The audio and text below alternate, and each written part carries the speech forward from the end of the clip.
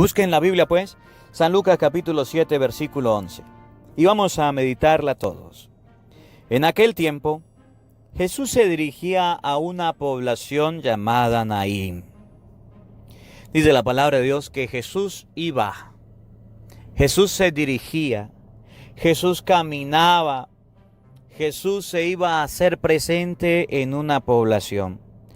No iba solo, iba acompañado de sus discípulos y de mucha gente. Al llegar a la entrada de la población, se encontró con que sacaban a enterrar a un muerto. Llevaban a enterrar a un muerto. Y la palabra de Dios nos muestra a un muerto. Y vamos a imaginarnos a un familiar, a un amigo, primero a un familiar muerto. Cuando el muerto es familia mía, me duele. Cuando el muerto es familia mía, yo sufro. Cuando el muerto es familia mía, yo estoy triste y lloro. Cuando el muerto no es familia mía, parece que ustedes y yo somos indiferentes. Cuando el muerto es familia de otro, ustedes y yo decimos, pues se murió y hasta nos persignamos que en paz descanse. Para que el muerto nos duela, debe ser familia nuestra. ¿Qué significa? Que ustedes y yo en la vida podemos andar despreocupados, mientras tanto a nosotros no nos afecten algunas circunstancias.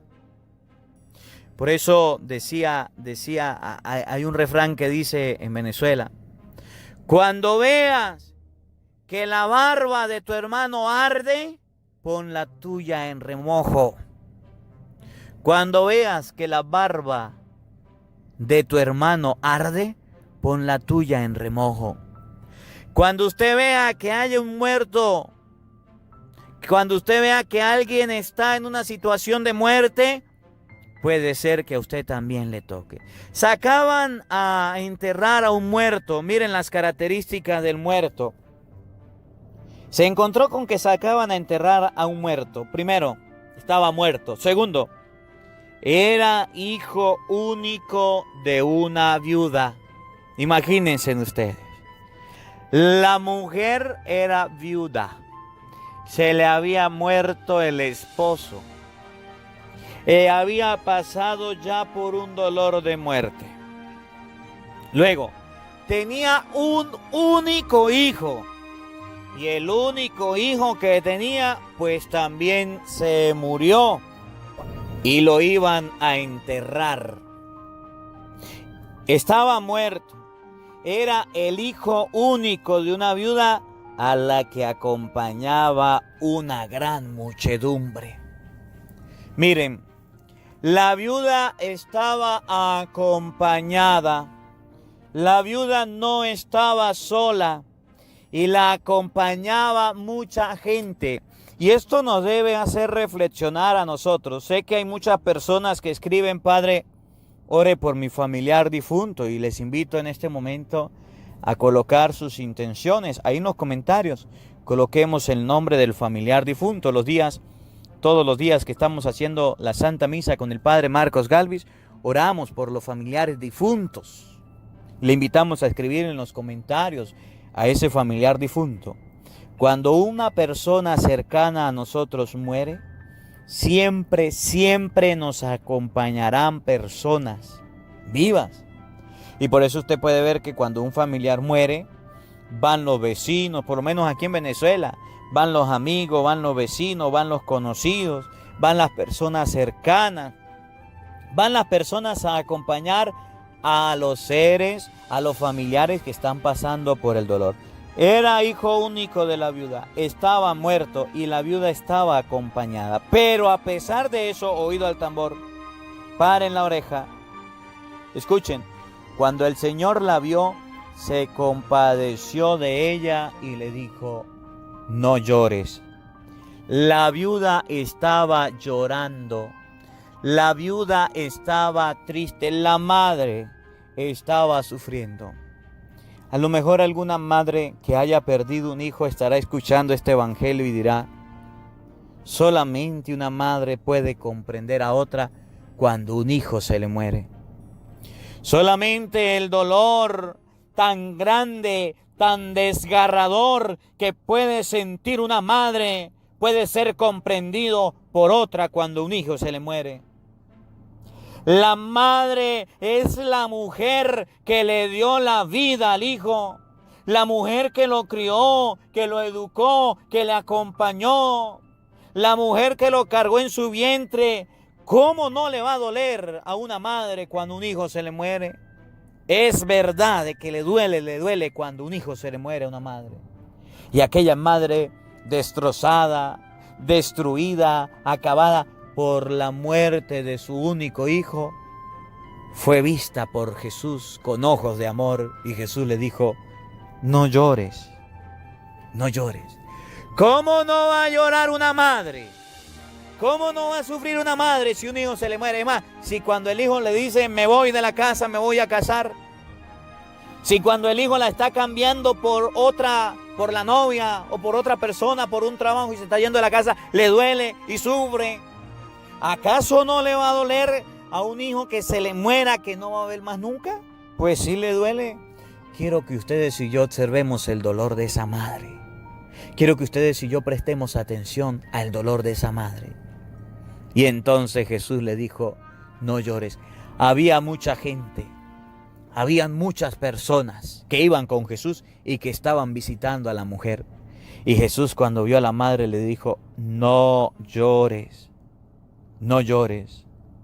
No llores significa ese dolor te va a pasar. No llores significa voy a hacer algo por tu hijo. No llores significa confía en mí. No llores significa cree que yo puedo hacer algo. No llores significa mire, llegué yo, no estaba, ahora estoy. En español, mamá, papá que me oye, mamá, papá que no sabes qué hacer con tu hijo porque anda muerto en pecado, porque anda muerto en vicio, porque anda muerto en malas amistades, porque anda muerto en malos caminos. Mamá, papá, que usted ha dicho: padre, yo eduqué a mis hijos se desviaron, se descarrilaron, ahora están muertos en el pecado, ¿qué puedo hacer? Cuando usted dice: mamá, papá, yo no sé qué hacer, cómo controlar a mis hijos, ya no sé ni qué decirles, ya no sé ni cómo hablarles. Les he dicho, les he explicado, les he comentado, los he castigado, los he regañado. Ya no sé qué más hacer. Estoy llorando porque mi hijo se muere en las drogas, porque mi hijo se muere en el alcohol, porque mi hijo se muere en las mentiras, se muere en los robos, se muere en cualquier vicio o en cualquier pecado, en videojuegos, se muere. ¿Qué hago, padre? Jesús dice: no llores. Oigan, escuchen, paren la oreja. Acercándose al ataúd, el ataúd representa el lugar donde se iba a podrir el cuerpo. El ataúd representa el lugar donde descansaba el cuerpo ya sin vida. Se acercó al hijo, se acercó a aquel ataúd, oigan, lo tocó y los que lo llevaban se detuvieron. La ley decía que no se podía tocar un muerto ni un ataúd porque quedaban impuros. Los que enterraban a los muertos tenían que ir fuera de la ciudad. Cuando Jesús toca el ataúd, los otros se detienen. Nadie quería tocar el muerto. El que tocara al muerto quedaba impuro.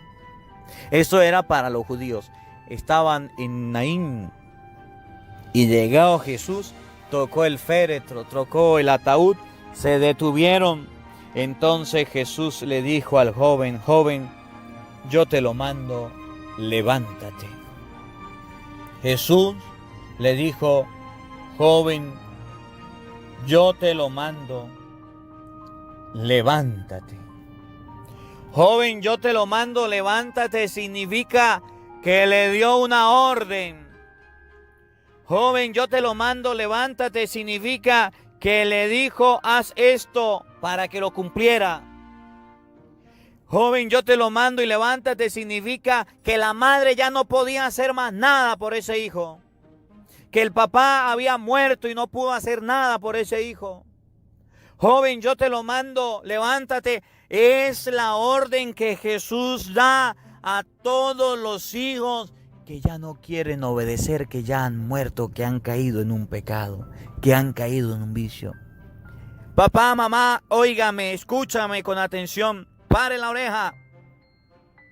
Si usted ve que un hijo se le está muriendo en pecado, si usted ve que un hijo se está descarrilando por los caminos que usted lo educó, se está yendo por otros caminos, si usted ve que un hijo se ha desviado, se ha ido a otros lugares donde usted no le enseñó, acércalo a Jesús.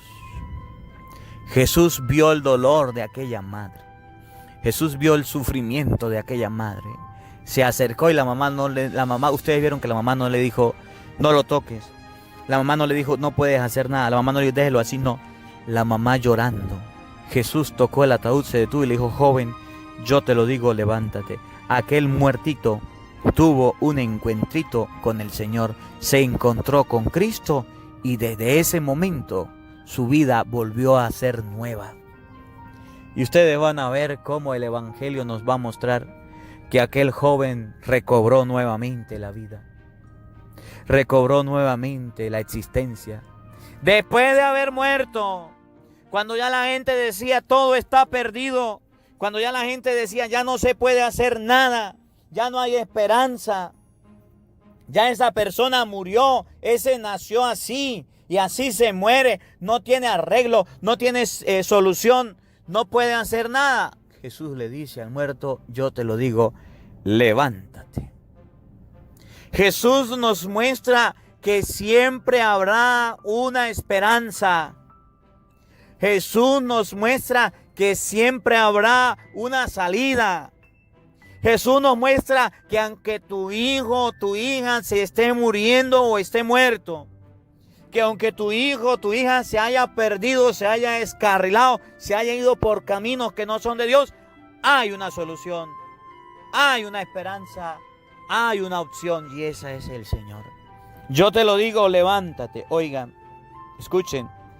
Inmediatamente el que estaba muerto se levantó y comenzó a hablar. El que estaba muerto comenzó a hablar. Jesús se lo entregó a su madre. El que estaba muerto no podía hablar. El que estaba muerto no podía expresar y empezó a hablar. Y dijo Jesús, aquí está su hijo. Se lo entregó la madre.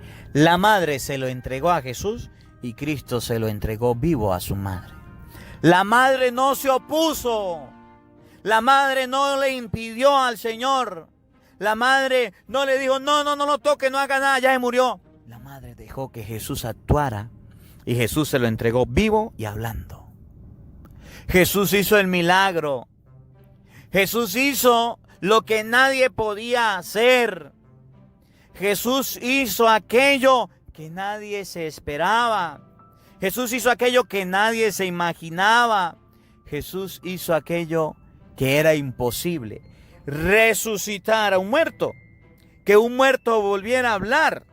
Que un muerto volviera a la vida. Que la madre volviera a recuperar la felicidad. Ya le había muerto el esposo. Jesús hizo que esa alegría, que esa felicidad, que ese llanto, que esa tristeza, que ese dolor se convirtiera en felicidad para aquella mujer. Yo te lo digo, levántate. Se levantó, empezó a hablar y dijo, mire mamá, aquí está su hijo, siga educándolo.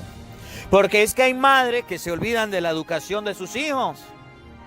Porque es que hay madres que se olvidan que tienen hijos. Ustedes no, mujeres, otras. Que se olvidan que sus hijos tienen que aprender las cosas de Dios. Que sus hijos tienen que aprender las cosas del Señor. Que sus hijos tienen que aprender a caminar como el Señor enseña. Que se olvidan de la catequesis de sus hijos. Que se olvidan de las oraciones. Que se olvidan de enseñarle a leer la palabra de Dios. Que se olvida de la buena educación, de la moral y de la buena costumbre de sus hijos. Y entonces llegan y le colocan al hijo a la abuelita, al abuelito, a los tíos y se van. Y se olvidan de formarlos y de educarlos. Se murieron y ahí sí están llorando, están sufriendo. Y Jesús le dice, venga para acá, este es su hijo, encárgate. Este es su hijo, la educación, la formación, ahí está hablando, ahí le entrego a su hijo. se lo entregó vivo. Cristo puede hacer que aunque una madre no tenga a su hijo, lo haya perdido, que aunque no haya solución, no haya salida en la vida, Cristo puede hacer que un hijo vuelva a la vida, pero se lo vuelve a entregar a la madre. Entregar a la madre fue aquello que Jesús hizo en San Juan 19, 25, 27. Mujer, ahí tienes a tu hijo. Hijo, ahí tienes a tu madre. Y desde aquella hora el discípulo se la llevó a su casa. Ahí tienen a sus hijos, mujeres, edúquenlos. No dejen que se mueran. Ahí tienen a sus hijos, padres, edúquenlos. No dejen que se mueran. Se lo entregó a su madre, significa que el papá y la mamá son los primeros responsables de la educación en la fe de sus hijos. Son los primeros protagonistas. Son los que tienen que estar pendientes de que sus hijos sepan las cosas de Dios. ¿Cómo es posible que hayan hijos que han sido descuidados por los padres? Que los padres los han regalado y los han entregado a los abuelitos. Y no es que no puedan educarlos, claro que sí. Pero ahí está la responsabilidad tuya. Se lo entregó a su madre. Al ver esto, todos se llenaron de temor y comenzaron a glorificar, diciendo: un gran profeta ha surgido entre nosotros. Dios ha visitado a su pueblo. La noticia de este hecho se divulgó por toda Judea y por todas las regiones circunvecinas. Y cuando la gente vio que aquel hijo que estaba muerto, que aquel hijo que estaba sin vida, que aquel hijo que ya era caso perdido, volvió a la vida, todas las personas se alegraron, se emocionaron.